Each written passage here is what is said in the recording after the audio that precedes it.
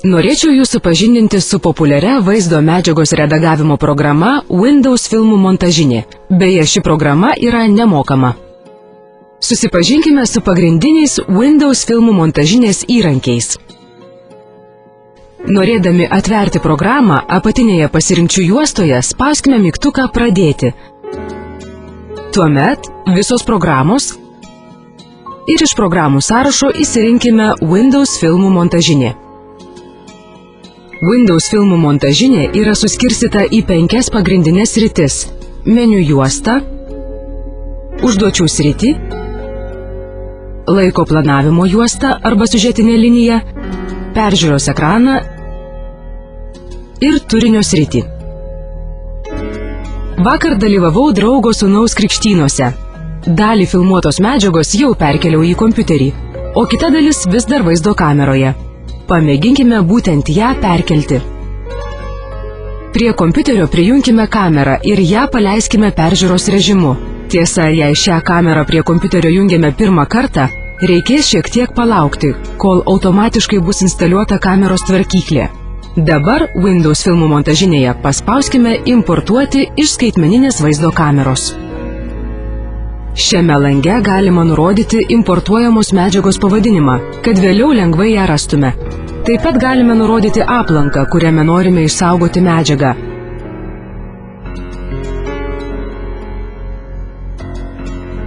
Nurodę spauskime Pirmyn. Čia pasirinkime, ar į kompiuterį norime importuoti visą vaizdajuostę, ar tik vaizdajuostės dalis. Pasirinkę, spauskime Pirmyn. Naudodami skaitmeninės vaizdo kameros valdiklius, galime nustatyti vaizdajuostės dalį, kurią importuosime. Čia pažymėję varnelę, galime nustatyti, po kiek laiko norime sustabdyti importavimą. Norėdami pradėti vaizdo įrašo importavimą, spaudžiame šį mygtuką. Jeigu norėtume sustabdyti įrašymą, reikėtų paspausti mygtuką Stabdyti vaizdo įrašo importavimą. Na, o norėdami baigti vaizdo įrašo importavimą, spauskime Baigti. Štai turinio srityje matome iš kameros perkeltą vaizdo įrašą. O dabar į programą įkelkime kitą dalį krikštynų medžiagos, kurią turiu išsaugojusi kompiuteryje. Taigi, užduočių srityje paspauskime Vaizdo įrašai. Pasirinkime vaizdo įrašo failą, kurį norime įkelti. Tuomet spauskime Importuoti. Na štai, puiku. Montažinėje matome abi importuotas krikštynų dalis. Iš laiko juostos keliaukime į siužeto liniją. Iš turimų failų sudėliokime savo filmuko siužetinę liniją. Tai reikia kairiu pelės žymeklio klavišu spustelėti ant failo ir laikant jį pernešti į norimą vietą.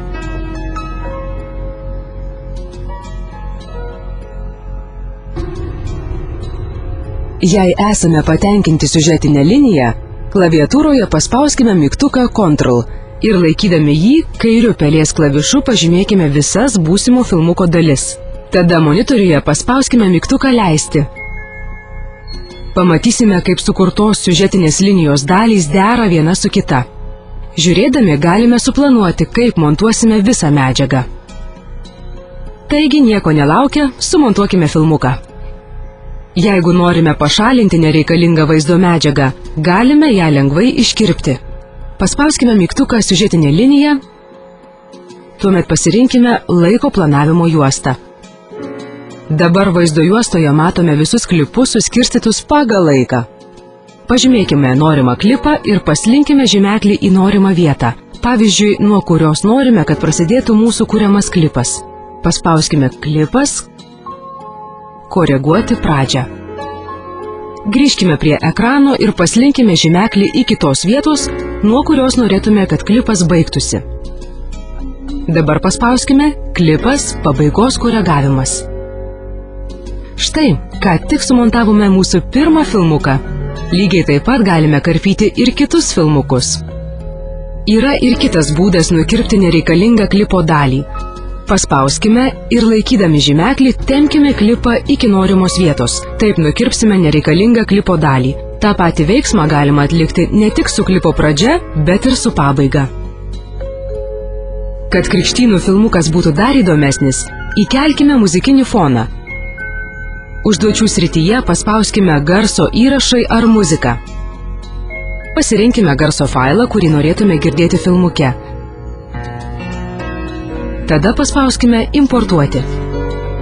Pasirinktas garso failas automatiškai atsiranda turinio srityje. Pažymėkime muzikinį failą ir įkelkime jį į laiko juostoje esančią garso liniją. Jeigu muzika yra ilgesnė nei visos garso filmuko dalys, tai kairiu pelės klavišu paspauskime dešinį garso takelio šoną ir nutempkime muzikinį failą iki tos vietos, kuri sutaptų su filmo pabaiga. Ką tik sukūrėme pirmą garsinį filmuką. Pasigrožėkime. Beje, filmuką galime paleisti ir spustelėję klaviatūroje esantį tarpo klavišą. Norėdami sumažinti ar padidinti garso lygį, dešiniu pelės klavišu spustelėkime garso takelį ir pasirinkime garsumas. Dabar nustatykime garso lygį ir paspauskime gerai. Norėdami pagražinti filmuką, padarykime taip, kad klipai gražiai susijungtų. Paspauskime laiko juostą, tuomet siužetinę liniją. Užduočių srityje paspauskime perkelimai. Turinio srityje 2 kart spustelėkime ant norimo perkelimo, tuomet ekrane pamatysime, kaip pasirinktas perkelimas atrodo. Pasirinkime norimą perkelimą ir įkelkime jį į siužetinę liniją ten, kur norime padaryti perkelimą. Dabar ekrane paspauskime leisti, kad pamatytume, kaip klipai susijungia. Perėjimus galime uždėti ir kitur, tačiau perspėju, kad tikrai nereikėtų jais piktnaudžiauti ar naudoti daug skirtingų perėjimų. Norėdami paįvairinti mūsų montuojamą filmą, galime įdėti titrų, pavyzdžiui, filmuko pavadinimą ar kitų užrašų. Užduočių srityje paspauskime pavadinimai ir kūrėjų sąrašas. Kur norime dėti pavadinimą? Filmuko pradžioje, prieš pasirinktą klipą ar prie pasirinkto klipo? O gal norime įkelti kūrėjų sąrašą filmuko pabaigoje? Tai reikia spustelėti norimą nuorodą. Taigi įrašykime filmuko pavadinimą. Taip pat galime pakeisti pavadinimo animaciją. Apačioje paspauskime keisti pavadinimo animaciją. Animacijos stilių sąraše 2 kart spustelėkime norimą stilių, kad peržiūrėtume, kaip atrodys pavadinimas. Pasirinkime norimą animaciją. Tada galime pakeisti šriftą, jo spalvą ir dydį. Apačioje paspauskime keisti teksto šriftą ir spalvą. Pasirinkime norimą teksto stilių.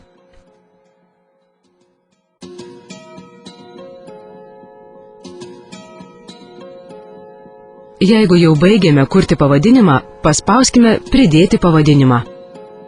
Štai matome, filmuko pradžioje atsirado pavadinimas. Kiekvienam filmukui galime uždėti įvairių įdomių efektų, kurie pagražins ar net pakeis mūsų filmą. Užduočių srityje paspauskime nuorodą efektai. Turinio srityje 2 kart spustelėkime norimą efektą ir iškart ekrane pamatysime, kaip tas efektas atrodo. Iš gausybės galime pasirinkti efektą filmo amžius, sukimo efektą, judėjimo efektą ir daugybę kitų. Taigi pasirinkime norimą ir siužetinėje linijoje įkelkime jį į klipą.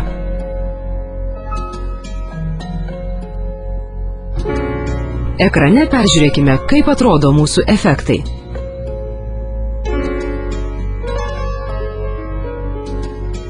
Dabar išmoksime, kaip su visu pasauliu dalintis sukurtu filmu. Pirmiausia, išsaugokime filmą kompiuteryje. Jeigu pasirinktume nuorodą įrašyti projektą, mūsų kūrimo projektas būtų išsaugotas, tačiau jį galėtume atidaryti tik su Windows filmų montažine. Taigi mūsų filmas būtų neišsaugotas, išliktų tik montažo eiga, efektai, kuriuos mes ateityje galėtume keisti. Norėdami išsaugoti ir publikuoti naujai sumontuotą filmą, kompiuteryje spustelėkime Failas, publikuoti filmą. Filmą norime publikuoti savo kompiuteryje, taigi spustelėkime Šis kompiuteris Tuomet pirmyn.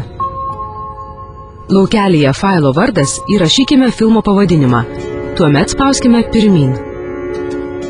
Šiame lange galime pasirinkti filmo parametrus. Štai apačioje matome esamus filmuko parametrus. Jeigu jie netinka, galime juos keisti. Jei paliekate originalius parametrus arba juos keičiate, nepamirškite spustelėti publikuoti. Luktelėkime ir spauskime baigti. Išsaugotas filmas atsiras nurodytame kataloge. Norėdami išsiųsti filmą elektroniniu paštu draugams, užduočių srityje paspauskime L.paštas. Programa automatiškai sukurs ir priseks filmuką prie laiško. Aišku, jei turima pašto programa yra tinkamai sukonfigūruota. Spauskime pridėti filmą. Telieka įrašyti draugo elektroninio pašto adresą, laiško pavadinimą ir spausti siųsti. Norėdami įrašyti filmą į kompaktinį diską, pirmiausia įdėkime tuščią kompaktinį diską į diskų skaitytuvą ir užduočių srityje pasirinkime įrašomasis kompaktinis diskas. Įrašykime failo pavadinimą. Taip pat galime įrašyti kompaktinio disko pavadinimą. Dabar telieka paspausti pirmyn. Pasirinkime filmo parametrus. Pavyzdžiui, aš renkuosi rekomenduojamus parametrus, kad jei prireiktų, galėčiau glaudinti failą. Tada spustelėkime publikuoti. Tek šiek tiek palaukti. Kai filmas bus įrašytas, paspauskime baigti.